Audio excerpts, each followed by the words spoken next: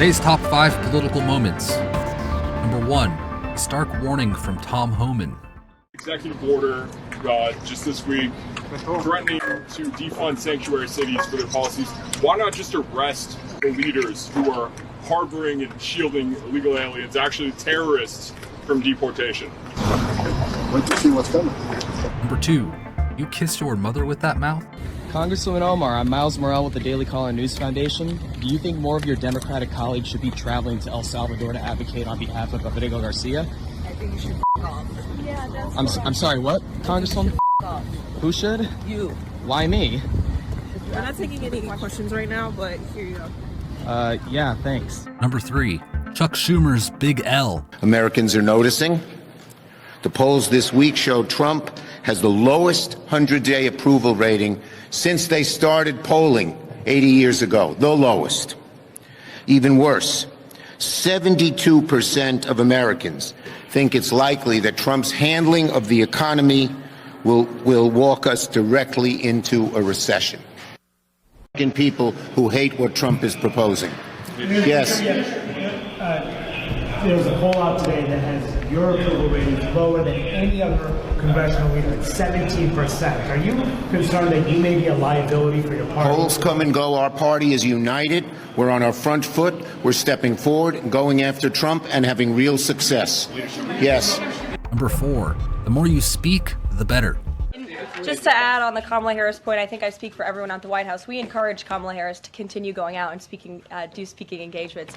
You'll hear from the president at 11 o'clock. See you guys later. Number 5, Stephen Miller scolds the media. It is a sad reflection on the state of our media and many of the outlets represented in this room that you obsessively try to shill for this MS-13 terrorist. Well, no coverage occurred in your papers about any of the Americans that were and murdered by the illegals that Biden was importing into our country. You know, you talk about due process. The Biden administration made the decision to give extensive due process to 2 Tren de Aragua terrorists that were apprehended at the border just a couple years ago. They were 2 gentlemen. They were from Venezuela. They were members of Tren de Aragua. The Biden administration Border Patrol apprehended them and made the decision to provide them with extensive due process, put them onto a program known as supervised release, and put them on ankle monitors so that they could go through a lengthy legal, judicial determination as to whether these legal aliens who had just set foot on U.S. soil might want to live in the United States for the rest of their lives. What was the result of that decision? What was the result of that choice that was made? Those 2 men kidnapped a young girl named Jocelyn Ungary from her family.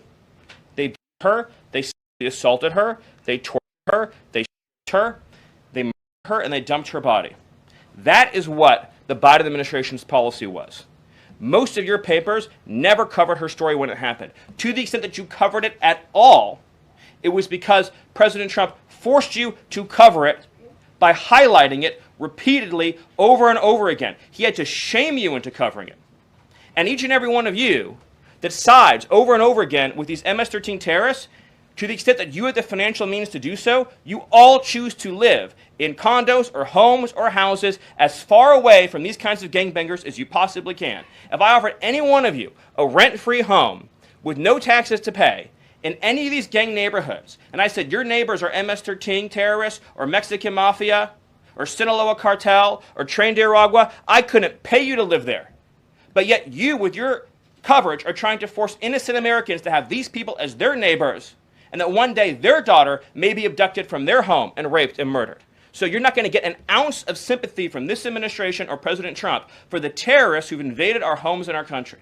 Thank you for watching and supporting me. Today's wild moments, from Omar's outburst to Homan's hint at arrests, were pretty insane.